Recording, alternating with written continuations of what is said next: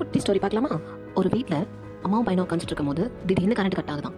அந்த current cut ஆன உடனே அவங்க அம்மா வந்து அந்த பையன் கிட்ட வந்து ஒரு வத்தி பெட்டி கொடுத்து போய் அந்த மெழுகுவத்தி ஏற்றப்பான்னு சொல்றாங்களாம். அந்த பையன் என்ன பண்ணுறானா, போய் மெழுகுவத்தி ஏற்றத்துக்கு போறானா. அப்போ ஒரு தீக்குச்சியா எடுத்து எடுத்து அவன் மெழுகுவத்தி ஏற்ற பார்க்கறானா. ஆனால் அந்த தீக்குச்சி அணைஞ்சிட்டே இருக்கான். மெழுகுவத்தி அவனால ஏற்றவே முடியலையா.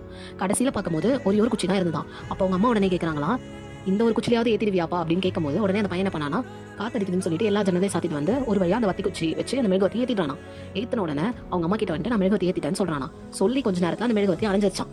அதை பார்த்து அவங்க அம்மா சிரிச்சுட்டு, டே கண்ணா, நம்மளதுல கடைசி வத்தி குச்சி ஏத்துறப்ப இருக்கிற கவனம் முதல் வத்தி குச்சி ஏத்துறப்ப இருக்கிறது இல்ல கண்ணா. இந்த கவனம் உனக்கு முதலே இருந்திருந்தா இத்தனை வத்தி குச்சி வீணா இருக்காது, நம்மளும் இப்படி இருட்டில் உட்கார நிலைமையோ வந்திருக்காது அப்படின்னு சொன்னாங்களாம். டே கண்ணா, வாழ்க்கையில எந்த விஷயமா இருந்தாலும் சரி, முதல்ல வர வாய்ப்பை கடைசி வாய்ப்பா நினைச்சு போராடு. கண்டிப்பா நீ முதல் வாய்ப்பிலே ஜெயிச்சிடுவ. ஆனா இந்த வாய்ப்பு போனா என்ன, இன்னும் நிறைய வாய்ப்பு இருக்கு, நீ நினைச்சிட்டே போகணும்னு வச்சுக்கோயேன், இந்த அணைஞ்ச மெழுகுவத்தி மாதிரி தான் உன் வாழ்க்கையும் மாறிடும்.